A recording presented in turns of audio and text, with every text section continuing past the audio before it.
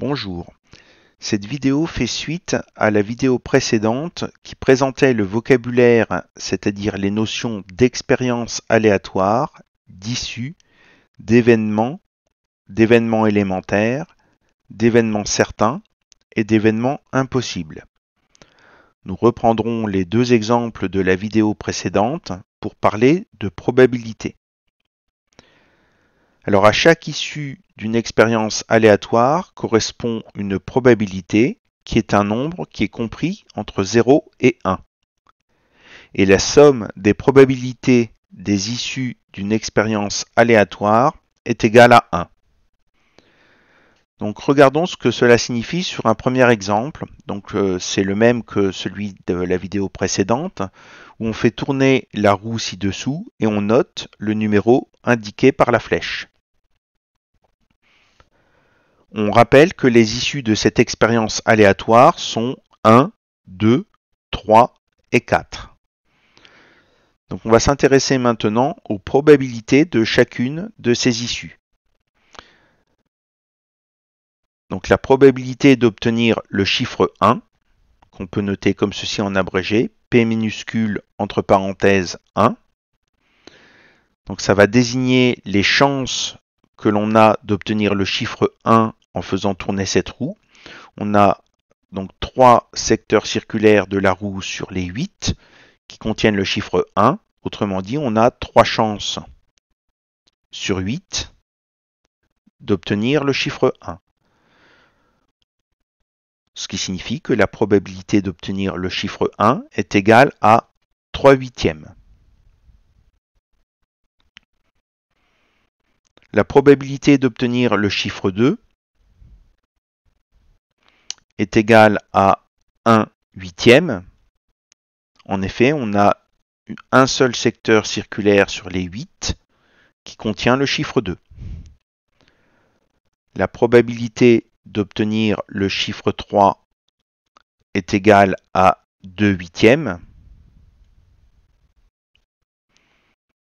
Donc on a effectivement 2 chances sur 8 d'obtenir le chiffre 3 en faisant tourner cette roue. Et la probabilité d'obtenir le chiffre 4 est également de 2 huitièmes. Alors, on peut exprimer une probabilité sous forme fractionnaire. Donc, c'est ce que l'on a fait ici. On peut aussi écrire une probabilité sous forme décimale. Donc ici, si on fait 2 divisé par 8, ça fait 0,25. Donc on voit bien que toutes nos probabilités sont comprises entre 0 et 1. On aurait également ici 0,25. Ici, on aurait 0,125. Et ici, 0,375. On peut également exprimer une probabilité sous la forme d'un pourcentage. Donc 0,375, c'est l'écriture décimale de 37,5%. 0,125, c'est l'écriture décimale de 12,5%. Ici, on aurait donc 25%. Et pour 4, 25% également. Cela signifie qu'on a 37,5% de chances d'obtenir le chiffre 1, 12,5% de chances d'obtenir le chiffre 2, 25% de chances d'obtenir 3 et 25% de chances d'obtenir 4. Et pour illustrer la deuxième propriété, la somme des probabilités des issues de cette expérience aléatoire, elle est bien égale à 1.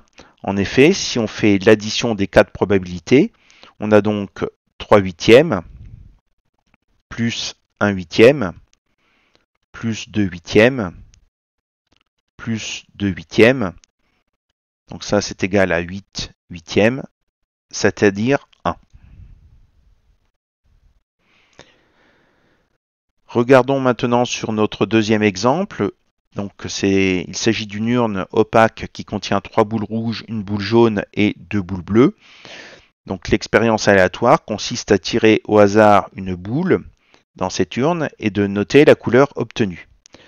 On rappelle que les issues de cette expérience aléatoire sont rouge, bleu et jaune.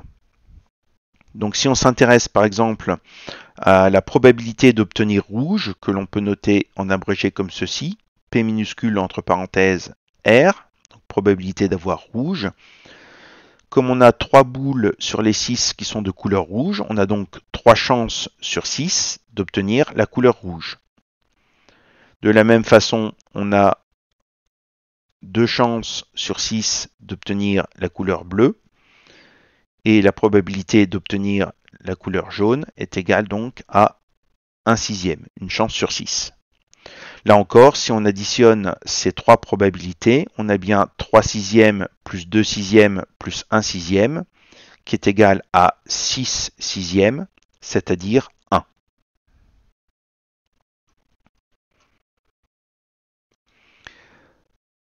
Alors, une autre série de propriétés, donc on a la probabilité d'un événement est égale à la somme des probabilités des issues qui réalisent cet événement. La probabilité d'un événement impossible est égale à 0. La probabilité d'un événement certain est égale à 1. Et donc, si on reprend notre premier exemple avec la roue que l'on fait tourner, donc on peut noter les événements suivants. Donc généralement, un événement est noté à l'aide d'une lettre majuscule. Donc c'est ce que l'on voit ici en bas à gauche de l'écran. Donc si on note grand A, l'événement obtenir un nombre pair, la probabilité que l'événement grand A soit réalisé. Donc là, on va illustrer la première propriété. Donc obtenir un nombre pair, donc on a comme issue possible soit 2, soit 4. Donc la probabilité d'un événement est égale à la somme des probabilités des issues qui réalisent cet événement. Donc autrement dit, la probabilité d'avoir un nombre pair sera égale à la probabilité d'avoir 2 plus la probabilité d'avoir 4. Donc on avait la probabilité d'obtenir le chiffre 2, c'était 1 huitième. La probabilité d'avoir le chiffre 4, c'était 2 huitièmes. Et donc la probabilité d'avoir un nombre pair est égale à 3 huitièmes. L'événement grand B, obtenir un nombre entier. Donc quand on réalise cette expérience aléatoire, on obtient forcément un nombre entier. Et donc l'événement grand B est un événement qui est certain. Et s'il est certain, c'est que sa probabilité est égale à 1. On retrouve bien d'ailleurs le lien avec les pourcentages. Donc 1, c'est égal à 100 sur 100. Autrement dit, en pourcentage, c'est 100%. Donc on a bien 100% de chance d'obtenir un nombre entier en tournant cette roue. À l'opposé, obtenir un nombre négatif est un événement impossible puisque aucun nombre de cette roue n'est négatif. Donc la probabilité de cet événement est égale à 0. Donc on a bien 0% de chance d'obtenir un nombre négatif en tournant cette roue.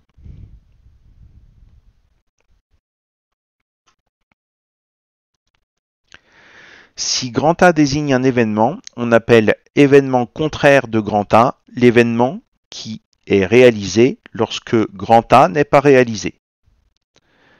Alors la somme des probabilités d'un événement et de son contraire est égale à 1. Donc là encore, si j'illustre ceci avec mon exemple 1 de la roue que l'on fait tourner, et si on s'intéresse à l'événement grand A, obtenir un nombre pair, donc on a vu juste avant que obtenir un nombre pair, sa probabilité était égale à 3 huitièmes. Si on appelle grand D l'événement contraire de l'événement grand A, alors ça voudrait dire que grand D, c'est l'événement qui se produit lorsque grand A n'est pas réalisé. Donc qu'est-ce qui se passe quand on n'a pas un nombre pair? Eh bien c'est que l'on a un nombre impair.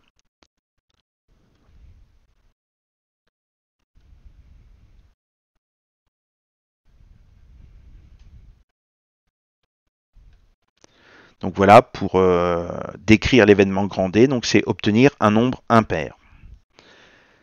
Et si je veux illustrer la propriété, comme la somme des événements d'un événement et de son événement contraire est égale à 1, eh bien la probabilité d'avoir un nombre impair sera donc égale à 1 moins la probabilité d'avoir un nombre pair, autrement dit 1 moins 3 huitièmes.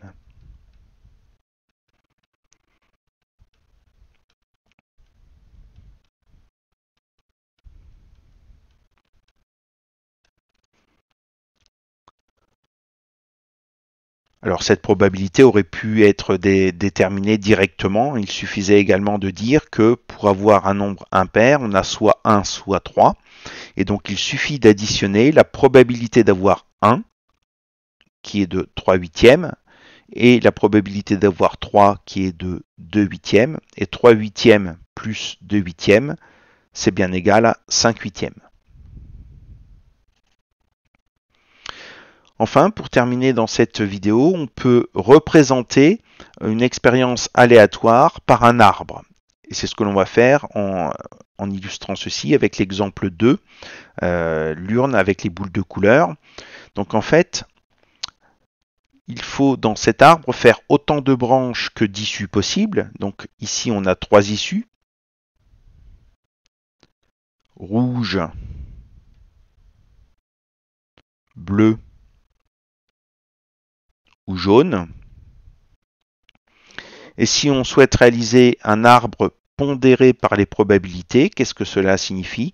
Ça veut dire qu'il faut écrire tout simplement sur chacune des branches les probabilités correspondantes. Donc on avait 3 chances sur 6 d'avoir rouge, on avait 2 chances sur 6 d'avoir bleu et une chance sur 6 d'avoir jaune.